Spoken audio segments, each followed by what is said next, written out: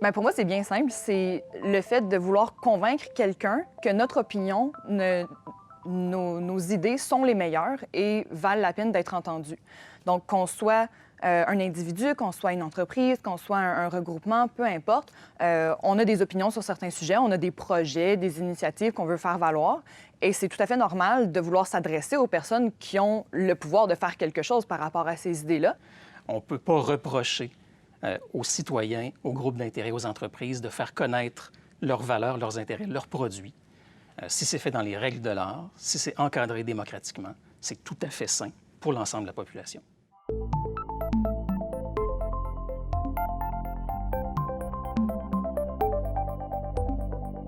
Honnêtement, je pense qu'il y a une question de confusion. On confond le lobbyisme avec du trafic d'influence, avec de la corruption.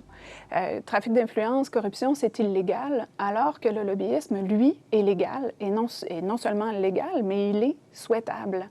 C'est-à-dire qu'à partir du moment où les activités de lobbyisme sont faites en transparence, elles permettent d'exercer la démocratie. Donc, c'est vraiment nécessaire dans une société démocratique comme la nôtre. Je pense que, premièrement, ça part en fait de la publicité qui en est faite. Donc, ce qui ressort dans les médias, dans la presse, c'est souvent des lobbyistes qui sont en infraction, donc des lobbyistes qui sont pas inscrits ou qui s'inscrivent en retard, donc qui ont une certaine mauvaise presse, alors que dans la majorité des cas, les lobbyistes sont déjà inscrits au registre des lobbyistes. Donc, je pense qu'il y a cette mauvaise presse-là qui est faite, qui joue sur la vision négative. Il y a beaucoup d'efforts qui sont faits par le commissaire au lobbyisme pour être de plus en plus sur la place publique, et je pense que c'est vraiment dans cette voie-là qu'il faut s'orienter. C'est nécessaire aujourd'hui de bien cerner ce qu'est le lobbyisme pour que, justement, les gens n'en aient pas peur et ne soient pas craintifs de s'identifier comme lobbyiste.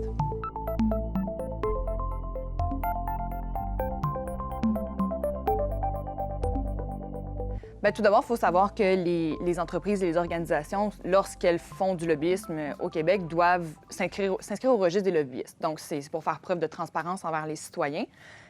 C'est important que les citoyens soient informés tout d'abord que ce registre-là existe et par la suite de le consulter, simplement parce que c'est pour eux que ce registre-là existe. Le citoyen pourrait être surpris, il pourrait y trouver son compte en constatant que des gens, des lobbyistes, des organismes, travaillent dans le sens de ses intérêts. Par exemple, un citoyen pourrait souhaiter un changement à une loi et être heureux de voir que d'autres y travaillent aussi, ou quelqu'un pourrait souhaiter que son employeur décroche des contrats importants auprès de l'État et serait intéressé de savoir que cet employeur-là travaille à se faire connaître auprès des décideurs publics.